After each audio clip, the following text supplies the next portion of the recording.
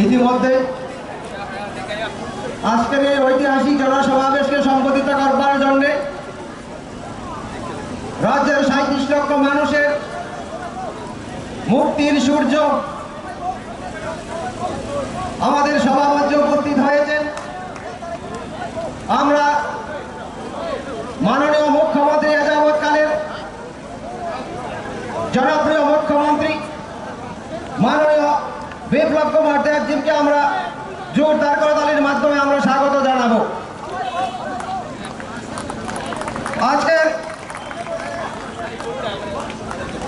আজকের এই ঐতিহাসিক জনসমাবেশে সভাপতির আসন অলঙ্কৃত করেন নাফিউনাই চিনি পার্টি আইপিএফনি সুপ্রিমো তথা রেভিনিউ অ্যান্ড ফিশারিজ মিনিস্টার বরং গনাং স্যার এনসি দেববর্মানি ভক্তরি সার্ন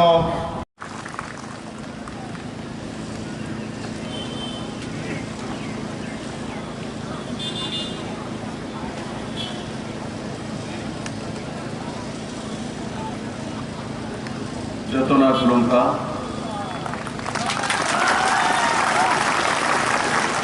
সবাইকে নমস্কার।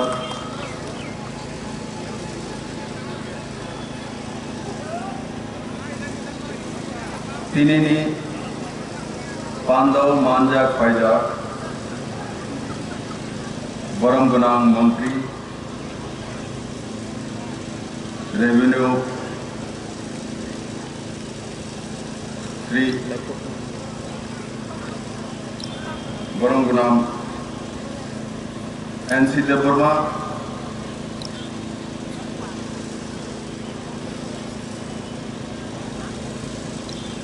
Shri Pinaki Das Chowdhury honourable MLA Kalyanpur, Shri Prashant Debbarma MLA Ramchandra Ghat, Shri Amit Rakshit chairman Tripura sports council secretary, Shri Mentu Debbarma candidate RC Ghat constituency Ramchandragarh constituency, Shri Jaydev Debbarma जलाधिपति,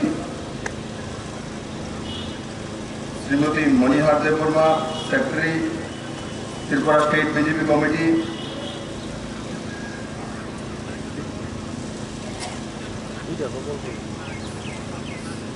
Shri Aghor Sawtal এবং এখানে বড় মাত্রায় উপস্থিত আমার বিজেপি আইপিএফটি সমস্ত কার্যকর্তা ভাই বোনেরা, এই অঞ্চলের সুধী নাগরিকবৃন্দ, মিডিয়ার বন্ধুরা,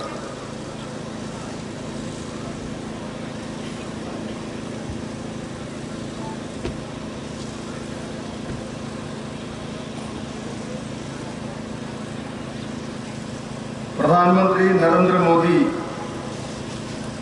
त्रिपुरानी जनजाति रखनो सिनिखा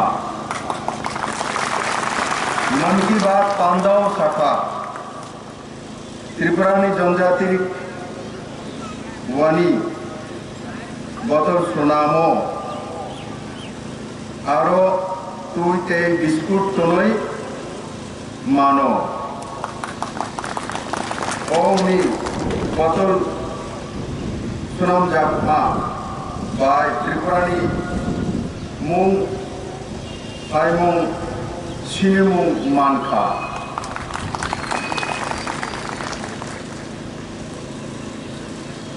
बंधुरा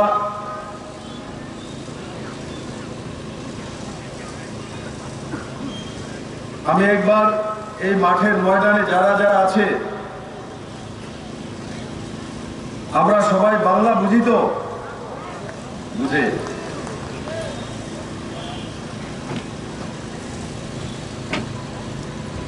আমি সবাইকে বলবো একবার যারা স্টেডিয়ামের সিটে আছে, গাছের নিচে আছে, এদিকে আছে, সবাই একসঙ্গে আমি যেভাবে হাত তুলেছি হাত উপরে তোলা আর হাত মুষ্টি বন্ধ করা, হাত মুষ্টি বন্ধ। যে বন্ধ করবে না হাত খোলা রাখবে তার মধ্যে সিপিএম ঢুকে যাবে। আর যে যে আমি ফটো তুলতেছি যে যে খোলা রেখেছে সিপিএম এর লোক এখানে সব বন্ধ হয়েছে। আমার দিদিরা বসে আছে, সাঁওতালি দিদিরা, সব হাত মুষ্টি বন্ধ করো। এই কাঁঠাল গাছের নিচে হাত উপরে মুষ্টি বন্ধ। বলো বিজেপি আইপিএফ কি, বিজেপি আইপিএফ কি, নরেন্দ্র ভাই মোदी की, बीजेपी आईपीएफ की, एनसी देवबर्मा की, बीजेपी आईपीएफ की, भारत माता की, बीजेपी आईपीएफ की। हाँ, এবার জোশ এসছে, এবার সিপিএম ভয় পেয়ে গেছে বলে মুষ্টি বন্ধ করেছে এবং মারবে। এবার ঢুকবে না ভিতরে, এবার আর সিপিএম ঢুকবে না। বন্ধুরা, যে লোকটা সামনে দাঁড়িয়ে আছে কে? এই লোকটা আপনাদের মধ্যে একজন লোক। 2015-এর আগে বিপ্লব দেব নামে রাজনীতিতে কোনো ব্যক্তিকে কেউ চিনত না, জানতো। সাধারণ বাড়ি ছিলেন, রামচন্দ্র ঘাটের মধ্যে, এটা গ্রামের ছিল, রাজনীতি তো ছিলাম না, কেউ জানতো না। কিন্তু আজকে জাতি জনজাতি সবাই 2018-তে 0 থেকে বিজেপি আইপিএফ থেকে 44 সিট দিয়ে ত্রিপুরার মানুষ জাতি জনজাতির মিলস্তর দুনিয়াতে ইতিহাস তৈরি করে আমার মতো ছোট একজন ব্যক্তিকে ত্রিপুরা রাজ্যের মুখ্যমন্ত্রী বানিয়ে দিয়েছে। বন্ধু, আমি আপনাদের আপনারা রামচন্দ্র ঘাট থেকে প্রশান্ত দেববর্মাকে জিতানোর কারণে বিপ্লব দেব মুখ্যমন্ত্রী হয়েছে। আসারামবাড়ি থেকে মেবার কুমার জমা থেকে জিতানোর কারণে বিপ্লব দেব মুখ্যমন্ত্রী হয়েছে। টাকারজলা থেকে এনসি দেববর্মাকে জিতানোর কারণে বিপ্লব দেব মুখ্যমন্ত্রী হয়েছে। কল্যাণপুর থেকে পিনাকি দাস চৌধুরীকে এমএলএ নির্বাচিত করার কারণে আপনাদের ছেলে মুখ্যমন্ত্রী হয়েছে। বন্ধু, 44টি এমএলএ জিতানোর পর আজকে আপনাদের সামনে দাঁড়িয়ে আছে। এখনো 16টা বাকি আছে। আপনারা আমাকে 44টা দিয়েছেন। নরেন্দ্র ভাই মোদী সন্তুষ্ট নয়, আমাকে বলে বিপ্লব আমার তো 60-এর মধ্যে 60 লাগবে, আর এডিসিতে 28-এর মধ্যে 28 লাগবে। বিজেপি আইপিএফ 28-এর মধ্যে 28 লাগবে, আর 23-এ 60-এর মধ্যে 60 লাগবে। 60-এর মধ্যে 60 লাগবে। কেন লাগবে? তার কারণ কি? 25 বছরের টানা কমিউনিস্ট সরকার, 20 বছরের টানা মুখ্যমন্ত্রী, এডিসিতে 15 বছর লাগাতার সরকার, ত্রিপুরাতে জনজাতির কাছে 2.5% জনজাতির ঘরে, জাতির ঘরে জল পৌঁছাতে পারেনি এই কমিউনিস্টের দল। 25 বছরে জল, খাওয়ার জল পৌঁছাতে পারেনি। মাত্র 2.41% জল পৌঁছাতে পেরেছে, শুদ্ধ পানীয় জল। কত বছরে? 25 বছরের আন্দোলনে। এখন তো একটা ডিপার্টমেন্ট, যেমন ওই দিন মাননীয় প্রধানমন্ত্রী বলছেন কি কি যেমন কেউ আইনজীবী হয়, হয়তো মানে উকিল মানে আইনজীবী, আর কেউ শ্রমজীবী, আবার কেউ আন্দোলনজীবী। কারাই আন্দোলনজীবী? এই আন্দোলনজীবী হচ্ছে 25 বছর ক্ষমতা যারা ছিল, এরা হচ্ছে আন্দোলনজীবী। তারা ডিপার্টমেন্টে আন্দোলন করা। এই 25টা বছর সারা ত্রিপুরা রাজ্যে জাতি জনজাতিকে আন্দোলন ডিপার্টমেন্টে ভর্তি করিয়েছিল। কোন ডেভেলপমেন্টের ডিপার্টমেন্ট তাদের কাছে নেই, আন্দোলনের ডিপার্টমেন্ট। এডিসিতে 2005-06-তে যে রাস্তাঘাটগুলি তৈরি করা শুরু করেছিল কেন্দ্র সরকারের পয়সা দিয়ে, সেই রোডগুলো সঠিকভাবে তৈরি করা হয়নি। তার টাকা ক্যাডাররা এবং কন্ট্রাক্টররা চুরি করে খেয়ে নিয়েছে। 2005-06 থেকে সেই রাস্তা আর তৈরি হচ্ছে না। জাতি জনজাতিরা যখন বলে এই রাস্তা ঠিক করে দাও, তখন বলে যে আমাদের কাছে পয়সা নেই। এটা তো কেন্দ্রের পয়সায় তৈরি হয়েছে, আর সেই পয়সা চলে গেছে, খরচা হয়ে গেছে। আমাদের কাছে তো কেটে পয়সা নেই, আমরা কেন্দ্রের উপর নির্ভরশীল। কেন্দ্র আমাদেরকে বঞ্চনা করছে, আমরা কিভাবে রোড তৈরি করব? কিন্তু বিজেপি আইপিএফটি সরকার আসার পর আমরাও কেন্দ্রের কাছে বলেছি এই রাস্তাগুলো তৈরি হয়নি, এই রাস্তার সমস্ত পয়সা সিপিএম এর ক্যাডার আর কন্ট্রাক্টর খেয়ে নিয়েছে। জনজাতিদের রাস্তা দিয়ে হাঁটতে পারে না, জলের ব্যবস্থা নাই, রাস্তার ব্যবস্থা নাই। কিন্তু কেন্দ্র সরকার এখনো দেয়নি। কিন্তু রাজ্য সরকার ক্যাবিনেটে সিদ্ধান্ত করেছি, এনসি দেববর্মা সহযোগী আমার রয়েছে, আমরা সিদ্ধান্ত করেছি এই 12 বছর যাবৎ ক্রমাগত আন্দোলন ভাওতাবাজি করে আসছিল সিপিএম এর আর গণমুক্তি পরিষদের এই দল। আমরা সিদ্ধান্ত করেছি আমরা কাউকে দিয়ে আন্দোলন করাবো না, জনজাতিদের আর রাস্তায় নামাবো না। আমরা রাস্তা তৈরি করে দেবো স্টেট বাজেট থেকে 565 কোটি টাকা নিয়ে 2022-এর মধ্যে সমস্ত এডিসি রোড পাকা করে দেবে। সেই দিশাতে সরকার কাজ করেছে। এই কাজ 12 বছর আগেও করা যেতে পারত, এই কাজ 10 বছর আগেও করা যেতে পারত, কিন্তু কেন করেনি? যদি রাস্তা তৈরি হয়ে যায়, এই সুন্দর রাস্তা দিয়ে যদি জনজাতিরা গাড়ি দিয়ে চলে আসে আগরতলাতে আর খুমুলুমে, তাহলে সিপিএম এর আন্দোলনে কেউ নামবে না, আন্দোলনের ডিপার্টমেন্ট শেষ হয়ে যাবে। আন্দোলন করার জন্য ইচ্ছে করে সেই রোড তৈরি করেনি, আর সেই রোডগুলোই খারাপ করে রেখেছিল। জনজাতিদেরকে বোঝানো হতো কেন্দ্রের মোদী সরকার দিচ্ছে না, কেন্দ্রের অমুক সরকার দিচ্ছে না, তার জন্য আন্দোলন করো, আন্দোলন করলে রাস্তা হয়ে যায়। আন্দোলন করলে রাস্তা হয় কি? আন্দোলন করলে মেশিন লাগাতে হবে, কাজ করতে হবে, মাটি কাটতে হবে, ভিটামিন দিতে হবে, ইট দিতে হবে, পাথর দিতে হবে, তারপরে গিয়ে রোড তৈরি হয়। সিপিএম কি বোঝায়? আন্দোলন করলেই রাস্তা তৈরি হয়ে যায়। এই সরকার আসার পর 2018-তে বিজেপি আইপিএফটি সরকার আসার পর কাউকে আন্দোলন করতে হয়েছে রাস্তার জন্য। ন্যাশনাল হাইওয়ে খোয়াইয়ের উপর দিয়ে দুটি ন্যাশনাল হাইওয়ে যাচ্ছে, 12,000 কোটি টাকার কাজ মাননীয় প্রধানমন্ত্রী ত্রিপুরার জন্য দিয়েছে। কাউকে আন্দোলন করতে হয়েছে? কোন জাতি জনজাতি লোকের আন্দোলন করতে হয়েছে? কাউকে আন্দোলন করতে হয়নি বন্ধু। এই অঞ্চলে প্রশান্ত দেববর্মা মহোদয় ওল্ড এজ পেনশনে কত 1521 জন ওল্ড এজ মানে বৃদ্ধা ভাতা পান, 1521 জন। তাতে কত টাকা? 4,62,00,000 টাকা বিগত 3 বছরে প্রশান্ত দেববর্মা এই অঞ্চলের গরিব যারা ওল্ড এজ রয়েছেন তাদের পেনশনের ব্যবস্থা করেছেন। কত করে? 1,000 টাকা করে। আগে ওল্ড এজ পেনশন কত ছিল? 700 টাকা ছিল। এই সরকার বলেছে যে 2018 নির্বাচনের আগে আমরা ক্ষমতায় আসলে আমরা সমস্ত ভাতাগুলো একযোগে 4 লাখ ভাতাকে আমরা 2,000 টাকা করে দেব।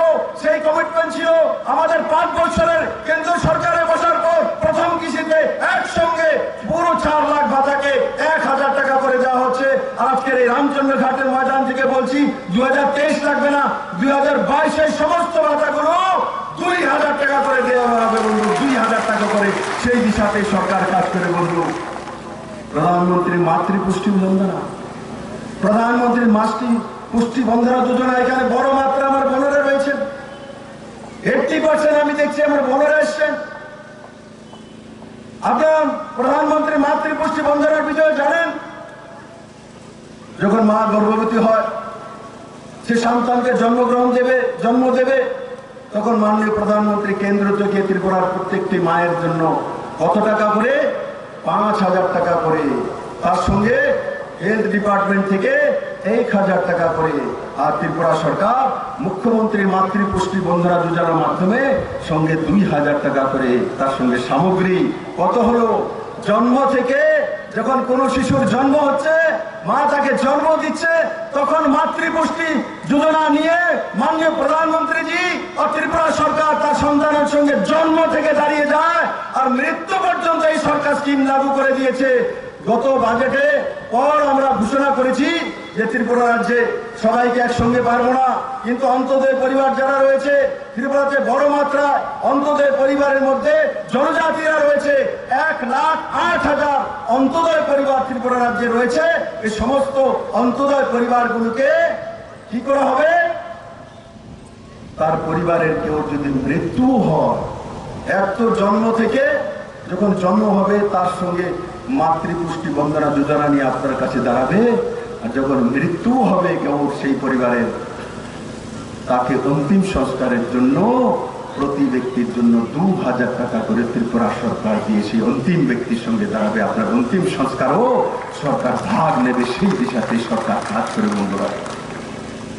বন্ধুরা, মাননীয় প্রধানমন্ত্রীজি যখন মাতৃপুষ্টি বন্দনার মাধ্যমে যে শিশুর জন্ম হয় তার পাশে দাঁড়ায়, তার মার সঙ্গে দাঁড়ায়, তারপর প্রধানমন্ত্রী আবাস যোজনার মাধ্যমে ঘর দেওয়ার মাধ্যমে আপনার সঙ্গে দাঁড়ায় আপনার পাকা ঘর করার জন্য। এবার প্রধানমন্ত্রী আবাস যোজনার বিষয়ে বলি।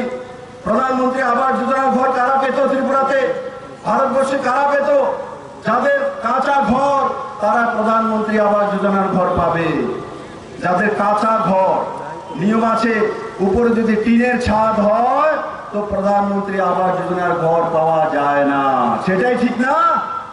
কিন্তু মাননীয় প্রধানমন্ত্রীকে যখন আমি গিয়ে বললাম, মাননীয় প্রধানমন্ত্রী ত্রিপুরাতে বড় মাত্রায় গরিব রয়েছে, এরা অন্তোদয়, এরা বিপিএল, এরা গরিব, কিন্তু ত্রিপুরাতে বৃষ্টি বেশি হয়, সেই কারণে আমরা পাতলা টিনের শেড দিয়ে ঘর তৈরি করি। ঘর কাঁচা, উপরে টিনের শেড থাকে, তাই বলে টিন দিয়ে তৈরি করা ঘর তারা অর্থবান ব্যক্তি এমন নয়, এরা গরিব। মাননীয় প্রধানমন্ত্রী দিকে বুঝাতে সক্ষম হওয়ার পর তখন ত্রিপুরার জন্য, বিশেষ করে একমাত্র ত্রিপুরা রাজ্যের জন্য, ভারতবর্ষের মধ্যে একমাত্র রাজ্য, মাননীয় প্রধানমন্ত্রীজি স্পেশাল পারমিশন দিয়েছেন যে ত্রিপুরাতে যত টিনের ঘর আছে, কাঁচা ঘর হোক, উপরে যদি টিনের হয় তো ত্রিপুরাতে প্রধানমন্ত্রী আবাস যোজনার ঘর দেওয়া হবে। আর তার জন্য সার্ভে শুরু হয়েছে, 1,80,000 সার্ভে চলছে। প্রথম কিস্তিতে একসঙ্গে 70,000 প্রধানমন্ত্রী আবাস যোজনার ঘর ত্রিপুরার জাতি জনজাতির কাছে পৌঁছে যাবে। ত্রিপুরাতে এই সিপিএম এর সরকার 25 বছরে মাত্র 24,000 প্রধানমন্ত্রী আবাস যোজনার ঘর এনেছে। আমরা 3 বছরে 25,000 ঘর এনেছি। আবার প্রধানমন্ত্রী যখন টিনের ঘরের পারমিশন দিয়ে দিয়েছে, এবার তো প্রথম কিস্তিতে 70,000 ঘর আনতে সক্ষম হয়েছি। তার মধ্যে তফাৎ কমিউনিস্ট আর ভারতীয় জনতা পার্টি আইপিএফটির মধ্যে। বন্ধুরা, যেটা আমি শুরু করেছিলাম যে প্রধানমন্ত্রী মাতৃপুষ্টি বন্দনা যোজনার মাধ্যমে জন্মলগ্নে আপনার সঙ্গে দাঁড়িয়ে আছে মাননীয় প্রধানমন্ত্রীজি, ভারতীয় জনতা পার্টি আইপিএফটি সরকার। তারপর আপনার জন্য প্রধানমন্ত্রী আবাস যোজনার ঘর, আপনার জন্য প্রধানমন্ত্রী শৌচালয় যোজনার শৌচালয়, আপনার জন্য উজ্জ্বলা যোজনার মাধ্যমে উজ্জ্বলা যোজনার চলার ব্যবস্থা, গ্যাসের চুল্লির ব্যবস্থা, আপনার ঘরে সৌভাগ্য যোজনার মাধ্যমে ফ্রিতে বিদ্যুতের ব্যবস্থা, আপনার জন্য অটল জলধারা মিশনের মাধ্যমে 2022-এর মধ্যে ত্রিপুরার প্রত্যেকটি জাতি জনজাতির ঘরেতে ফ্রিতে জলের ব্যবস্থা। সেই দিকে এই সরকার কাজ করছে বন্ধু।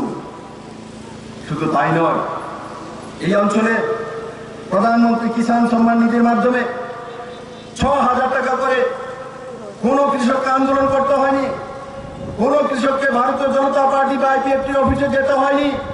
অনলাইন তার অ্যাকাউন্টে প্রতি বছর 6,000 টাকা করে 3 কিস্তিতে 2,000 টাকা করে চলে আসে। সিপিএম আর গণমুক্তি পরিষদ যদি হতো, আপনার অ্যাকাউন্টে কি পয়সা আসতে পারতো? আগে পার্টি অফিসে যেতে হবে, চাঁদা দিতে হবে, তবেই আপনি সেই কিস্তি পেতে পারেন। আজকে এখানে রামচন্দ্র ঘাটে 3,281 জন 4,59,59 লক্ষ টাকা তার অ্যাকাউন্টে পৌঁছে গেছে বন্ধু, তার অ্যাকাউন্টে পৌঁছে গেছে। কাউকে এক পয়সা দিতে হবে না। আর যদি কমিউনিস্ট সরকার থাকতো, সবচেয়ে বড় বিষয় সেটা হচ্ছে যে চাঁদার জুলুম থেকে মুক্তি পেয়েছেন আপনারা। কিন্তু সেই মুক্তিকে ধরে রাখতে হবে। কিসের চাঁদার জুলুম? আজকে সেই চাঁদার জুলুম কি রয়েছে? আমি বলি না সবকিছু ঠিক হয়ে গেছে, সবকিছু সমাধান করে দিয়েছি। মাত্র 3 বছর হয়েছে, 5 বছর সময় দিয়েছেন। 5 বছরে আমরা পুরো মডেল সিস্টেম নিয়ে 2032 ত্রিপুরার সামনে বন্ধু সেই দিশাতে কাজ করছি। আর আগে কমিউনিস্টের কি ছিল? এক বাড়ি থেকে, একই ঘর থেকে কতবার চাঁদা নেবে মাসে, কি কি রূপ নিয়ে। একবার আপনার ছেলে যদি স্কুলে পড়ে তো এসএফআই এর নামে চাঁদা নেবে, এসএফআই ছাত্র সংগঠনের নামে আপনার ছেলের কাছ থেকে স্কুলে চাঁদা নেবে। আপনার ছেলে যদি ম্যাট্রিক পাস বা বিএ পাস করে নিয়েছে, ডিওএফ এর নামে আপনার ছেলের কাছ থেকে চাঁদা নেবে। আপনি যদি মহিলা আছেন বাড়িতে, নারী সমিতির নামে আপনার কাছ থেকে নেবে। আপনার হাজব্যান্ড যদি চাকরি করে, ভগবান নামে হাজব্যান্ডের কাছ থেকে, স্বামীর কাছ থেকে চাঁদা নেবে। আপনার যদি দেওর, তার কাছে জমিন আছে তো খেত মজুরের নামে তার কাছ থেকে চাঁদা নেবে। আপনার শাশুড়ি যদি বৃদ্ধা আছে তো বৃদ্ধা অ্যাসোসিয়েশন নামে তার কাছ থেকে চাঁদা নেবে। মানে এক বাড়ি থেকে এসএফআই এর নামে চাঁদা, ডিওএফ এর নামে চাঁদা, বৃদ্ধা কমিটির নামে চাঁদা, তারপর নারী সমিতির নামে চাঁদা, সিপিএম এর নামে চাঁদা, ডিওএফ এর নামে চাঁদা। মানে এক বাড়ি থেকে বিভিন্ন রূপে চাঁদা সংগ্রহের জিজিয়া কর ত্রিপুরাতে বসিয়ে রেখেছিল এই কমিউনিস্টের দল। কিন্তু আজকে কোন মা বলতে পারবে তার ছেলে স্কুলে যাওয়ার পর তার জন্য তার কাছ থেকে এসএফআই চাঁদা নিতে পারে? চাঁদা চায় আজকে আপনার ছেলের কাছ থেকে, আপনার মেয়ের কাছ থেকে, আপনার ছেলের কাছ থেকে ডিওএফ নাম করে চাঁদা চায়। আজকে তার সমাপ্তি করে দেওয়া হয়েছে বন্ধুরা। এই মুক্তি ছোট মুক্তি নয় বন্ধু, এই চাঁদার গেরা করে আর করবেন না। এখন এডিসিতে ইলেকশন এসছে, কোনো মতেই বিজেপি আইপিএফটির ভোটকে ভাগ না করা বন্ধু। বিজেপি আইপিএফটির মধ্যে অনেক মতানৈক্য হয়েছে, মারপিটও হয়েছে। আমি এখানে এসে গেছি, আমি বলছি যা অন্যায় হয়েছে আমি করেছি, আপনারা সব ভালো করেছেন, সবাই একত্রিত হন, এক জায়গায় আসুন। আমি সাঁওতালি ভাই বোনদেরকে বলবো, আপনারা বড় মাত্রায় এখানে রয়েছেন, আপনারা ভারতীয় জনতা পার্টির ভোটার, আপনারা সবাই টাক্কর চিহ্নে ভোট দেন। যে আমাদের মিন্টু দেববর্মাকে জিতাম, ভারতীয় জনতা পার্টি এবং আইপিএফটির যে মনোনীত প্রার্থী তাকে জিতাতে হবে।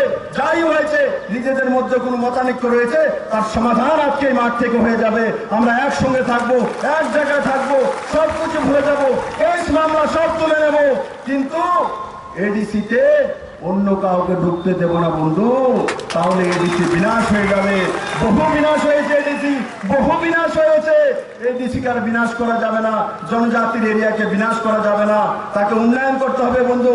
এডিসিতে এই আমাদের এই যে আইপিএফটি পার্টি সিপিএম এর কারণে, তখন অত্যাচারের কারণে এরা টিপ্রাল্যান্ড দাবি করেছিল, কিন্তু ভারতীয় জনতা পার্টি আসার পর ওনারা দেখেছে নরেন্দ্র ভাই মোদী যা বলে তা করে যায়, তখন সোশো ইকোনমি সেই মানসিকতা আমরা চলে গেছি, ডেভেলপমেন্ট লাগবে। সিপিএম এর কারণে একসময় মনে হচ্ছিল যে এই রাজ্যের মধ্যে জনজাতিরা থাকতে পারবে কিনা, এমন একটা পরিস্থিতি তৈরি হয়েছিল। তাই বন্ধু, এই দিন শেষ হয়নি। কেউ যদি ভাবে 3 বছর হয়ে গেছে, সরকার এসে গেছে, এবার বিপ্লব দেবকে জিজ্ঞাসা করবো কি করেছেন, কি দেবেন, কি হবে, জিজ্ঞাসা জরুর করুন আমাকে, দাদা আপনি কি দেবেন, কি করছেন, কি কাজ করবেন আমাদের জন্য, আপনাদের অধিকার আছে, আমি কাজ করব, আমি না করি না, আমি আপনাদের মতোই লোক। এই 3 বছরে প্রাইভেট হোক আর সরকারি হোক আর প্রসেসিং মিলিয়ে 1,02,000 লোকের কর্মের ব্যবস্থায় সরকার করেছে। তার জন্য ঢেন্ডোরা পিটি না আমি, তার জন্য ঢেন্ডোরা নিয়ে বেরোই না। ত্রিপুরার ইকোনমি কোথায় গেছে, ত্রিপুরার ইকোনমি কোথায় গেছে? এবারের বাজেট কত? 22,000 কোটি টাকার বাজেট। আর বাজেটের সময় আমি দেখিয়ে দিয়েছি মাননীয় প্রধানমন্ত্রীজি ত্রিপুরার জন্য কেন্দ্রের বিভিন্ন স্কিমের মাধ্যমে 23,000 কোটি টাকা এক্সট্রা দিচ্ছেন 1.5 বছরে। 23,000 কোটি টাকা, 23,000 কোটি টাকা আর 22,000 কোটি টাকা, দুটোটা মিলে 45,000 কোটি টাকা ত্রিপুরার ইতিহাসে কোনোদিনও 45,000 কোটি টাকা ত্রিপুরাতে কোনোদিন আসেওনি, আসার প্রস্তাবও ছিল না। আজকে সেই দিশাতেই সরকার কাজ করছে। আমি আপনাদের আশীর্বাদ চাই, আপনাদের সহযোগিতা চাই। আর আজকে থেকে বিজেপি আইপিএফটি মিলে কোনো জায়গায় ভোট ভাগাভাগি নয়, একটি ভোট ভাগাভাগি করা যাবে না বন্ধু। ভোট ভাগাভাগি করলে, এদিক সেদিক করলে সব লোকসান যে বিনাশ হয়ে যাবে, আইপিএফটির ভোটকে ভাগ না করা, বিজেপির ভোটকে ভাগ না করা, এক জায়গায় রাখা, এক বাক্সে ডালা। আর তখন মিন্টু দেববর্মা নামে আমার কাছে এমডিসি যাবে যে 28-এর মধ্যে একজন এখান থেকে এমডিসি আপনারা পাঠাতে পারবেন, সেই দিশাতে কাজ করতে হবে। বন্ধু, আমি আবারও বলবো, নিজেদের মধ্যে যে মাথানিক্য যাই হয়েছে ভুলে যান। মহৎ কামের জন্য, বড় কাজের জন্য ছোট ছোট বলিদান দিতে হয়। বন্ধুরা, এই ছোট ছোট মানসিকতা নিয়ে আমরা চললে হবে না। ত্রিপুরাকে মডেল স্টেট বানাতে হবে, সর্বশ্রেষ্ঠ বানাতে হবে। আমরা জাতি, জনজাতি, সাঁওতালি, সম্রা সবাই মিলেমিশে এই ত্রিপুরাকে তৈরি করব। আপনাদের মতো একজন লোক গিয়ে ত্রিপুরার মুখ্যমন্ত্রী হয়েছে, এর চাইতে বড় বিষয় কি হতে পারে বন্ধু? আর 2018-তে আমরা কমিউনিস্টকে হারাইনি, 2018-তে কমিউনিস্টকে হারাইনি, শুধু সত্তাই পরিবর্তন হয়নি, 2018-তে ত্রিপুরাবাসী আজাদি পেয়েছে, আজাদি পেয়েছিল। সিপিএম মেনে নিয়েছিল যে কোনোদিন আর সিপিএম যাবে না, 100 বছর সিপিএম থাকবে। কিন্তু নরেন্দ্র ভাই মোদীর নেতৃত্বে 37 লক্ষ ত্রিপুরাবাসী এই কমিউনিস্টকে দেখিয়ে দিয়েছে যে ভাই, এটা ত্রিপুরা রাজ্য, ত্রিপুরেশ্বরী মায়ের মাতৃভূমি, জাতি জনজাতির মিলনস্থল, মহারাজা বীর বিক্রম কিশোর মানিকের এই মাতৃভূমি। এই মাতৃভূমিকে কমিউনিস্টের দ্বারা ছিনা যায় না। এই মাতৃভূমি সংস্কারের ভূমি, কৃষ্ণের ভূমি, বিদ্যার ভূমি। সেই ভূমিতে থাঙ্গা ডালম হোক আর বেনিচন্দ্র জমাতিয়া, সত্যরাম রিয়াং এর মতো পদ্মশ্রী কে দিয়েছে? কে আবিষ্কার করেছে? কমিউনিস্টের দল। কেউ আবিষ্কার করেনি, মাননীয় প্রধানমন্ত্রী নরেন্দ্র ভাই মোদী আবিষ্কার করেছে, তাদেরকে খুঁজে বের করেছেন। কালকে আমি একটা কার্যক্রমে গিয়েছিলাম, তো থাঙ্গা ডালম মহোদয় প্রায় 100 বছর উনি সেই ময়দানে চলে এসছেন, মঞ্চে আমার কাছে আশীর্বাদ দেওয়ার জন্য চলে এসছেন। আমার সঙ্গে মঞ্চে থাকার পর আমি যেই বাড়িতে ভাত খাওয়ার জন্য গিয়েছি, জোসেফ ডারলুগের বাড়িতে, ওই বাড়িতে উনি গিয়ে ঘুমিয়ে গেছেন। কারণ কি, গুরু মানুষ, অসুস্থ মানুষ, কিন্তু তারপরও বলছে বিপ্লব আসবে তো আমি সেখানে যাব। আমার সেখানে নরেন্দ্র ভাই মোদী পদ্মশ্রী আমাকে দিয়েছে, আমাকে সম্মান করেছে। আমার হোক 100 বছর, আমি চলতে পারি না, আমার জীবন চলে যাক, তবু আমি সেই ময়দানে যাব। সেটা হচ্ছে থাঙ্গা ডালম ত্রিপুরার জনজাতি, তারা সম্মান করতে জানে নরেন্দ্র ভাই মোদীজিকে, সেই দিশাতে কাজ করে। তাই বন্ধু, আমি আপনাদেরকে বলবো, এই যে গণমুক্তি পরিষদ, যে গণমুক্তি পরিষদ নয়, গণশোষণকারী পরিষদ, সিপিএম এর পিএইচডি হোল্ডার ডিপার্টমেন্ট, সিপিএম নামে তো শোষণ করেই, আর গণমুক্তি পরিষদের নামে আরো বেশি শোষণ করার ট্রেনিং দেওয়া হয়। সেখানে বেশি শোষণ করার যে ট্রেনিং পাওয়ার পর তার ডিগ্রি হয়ে যায় কি গণশোষণকারী পরিষদের সদস্য। এই গণশোষণকারী পরিষদের সদস্যরা এই 15 বছর লাগাতার এডিসিকে শোষণ করছে। এবার এডিসিকে মুক্ত করতে হবে। ইলেকশন জিতার জন্য বিপ্লব দেব আসেনি, বিপ্লব দেব এসেছে এডিসিকে কমিউনিস্টের হাত থেকে মুক্তি দেওয়ার জন্য এসেছে। আমি আপনাদের সহযোগিতা চাই, আপনাদের সবার আশীর্বাদ চাই। আমি একবার এই ময়দানে যারা আছেন তাদেরকে একবার জিজ্ঞাসা করতে চাই, যারা যারা নরেন্দ্র ভাই মোদীকে ভালোবাসেন তারা হাত তুলুন তো দেখি। নরেন্দ্র ভাই মোদীকে এই কাঠল গাছের তলে তারা কি ভালোবাসে না নাকি? তারা ছায়াতে একদম বড় হয়ে যেতে গেছে। নরেন্দ্র ভাই মোদীকে যারা যারা ভালোবাসেন তারা হাত তুলুন তো দেখি। বিপ্লব দেবকে কেউ কেউ ভালোবাসে কি? বন্ধুরা, আপনাদের আশীর্বাদ চাই। আমি নরেন্দ্র ভাই মোদীকে বলবো, পুরো ময়দানে যারা ছিল, যে কোনো প্রান্তে প্রত্যেকটি মানুষ আপনাকে আশীর্বাদ দিয়েছে, আপনার জন্য হাত উঠিয়েছে। বন্ধু, এই সংবাদ আমি মাননীয় প্রধানমন্ত্রীর কাছে পৌঁছে দেব। আর আমি আপনাদেরকে বলবো, আমি সবকিছু আপনাদেরকে এখনো করে দিতে পারিনি, কিন্তু আমার উপরে বিশ্বাস রাখুন, নরেন্দ্র ভাই মোদীর উপর বিশ্বাস রাখুন। আর 25টা বছর লাগাতার পিছিয়ে নিয়ে গেছে। আমরা তো লাগাতার কাজ করছি বন্ধু। ত্রিপুরা ইকোনমি কোথাও পিছিয়ে যায়নি। পার ক্যাপিটা ইনকাম যখন সরকার এসেছিলাম তখন 1,04,44 টাকা ছিল। আজকে করোনার মধ্যে দিয়েও ত্রিপুরার পার ক্যাপিটা ইনকাম 2021 বেশি কত দাঁড়িয়েছে জানেন? 1,31,000-এর উপরে দাঁড়িয়েছে। তার মানে 30%-এর উপরে বৃদ্ধি হয়েছে, 30%-এর উপরে পার ক্যাপিটা ইনকাম বৃদ্ধি হয়েছে। তার মানে ত্রিপুরার মানুষ উন্নয়ন করছে। তার উন্নয়নের আরেকটা বড় মাপকাঠি কি? কমিউনিস্ট থাকতে 25 বছরের টানা সরকার, দিল্লি থেকে আগরতলা কোনো ডাইরেক্ট ফ্লাইট আসতো না। কারণ কি? ত্রিপুরাতে কেউ আসতে চাইতো না, 10 জন প্যাসেঞ্জার পাওয়া যেত না। আজকে 3 বছরের মধ্যে গর্ব করে বলতে পারি ত্রিপুরাতে দিল্লি থেকে 2টি ডাইরেক্ট ফ্লাইট আসে, আর 400 থেকে 500 লোক দিল্লিতে আসে, আর ত্রিপুরা থেকে 4 থেকে 500 লোক ডেইলি দিল্লিতে যায়। তার প্রমাতাকে তাতে প্রমাণিত করে যে ত্রিপুরার ইকোনমি ডেভেলপমেন্ট হয়েছে, ত্রিপুরাতে নতুন জোয়ার এসছে, ত্রিপুরা সেই দিশাতে চলছে। বন্ধু, ত্রিপুরা 2 বছরের মধ্যে নর্থ ইস্টের অন্নদাতা হয়ে উঠছে। আপনারা সবাই নর্থ ইস্টে অন্নদাতা হয়ে যাবেন। আপনারা যে যেখানে আছেন শুধু নিজের অন্ন নয়, অন্যের দাতাও হবেন, সেই দিশাতে মানুষ কাজ করে। আর বন্ধুরা, যেটা আমি ককবরক ভাষায় বলছিলাম, আজকে ত্রিপুরাতে এক ব্যক্তির জন্য নয়, বিপ্লব দেবের নাম জানে না, ত্রিপুরার জনজাতিদের বাঁশের বোতলকে মাননীয় প্রধানমন্ত্রী চেনেন, জানেন। ত্রিপুরার বাসকরণের বিস্কিটকে মাননীয় প্রধানমন্ত্রী জানেন, বোঝেন। ত্রিপুরার বাসকরণের আচার মাননীয় প্রধানমন্ত্রীজি খান। ত্রিপুরার জনজাতিদের কুইন পাইনাপেল মাননীয় প্রধানমন্ত্রী নয়, শুধু দুবাইয়ের ইন্টারন্যাশনাল বাজারে পৌঁছে দিয়েছে। আজকে ত্রিপুরাকে কুইন পাইনাপেলের জন্য চিনে, বাঁশের বোতলের জন্য চিনে, বাসকরণের জন্য চিনে, রিসার জন্য চিনে, জমাতের জন্য চিনে, জব্বরমার জন্য চিনে, চাকমার জন্য চিনে, নোয়াতের জন্য চিনে, কাইপিং এর জন্য চিনে, ডাউলংয়ের জন্য চিনে, বাঙালিদের জন্য চিনে। আজকে কোনো ব্যক্তির জন্য ত্রিপুরা নেই বন্ধু। ত্রিপুরার 37 লক্ষ ত্রিপুরাবাসী তার কাজের জন্য আজকে মানুষ ত্রিপুরাকে চেনে।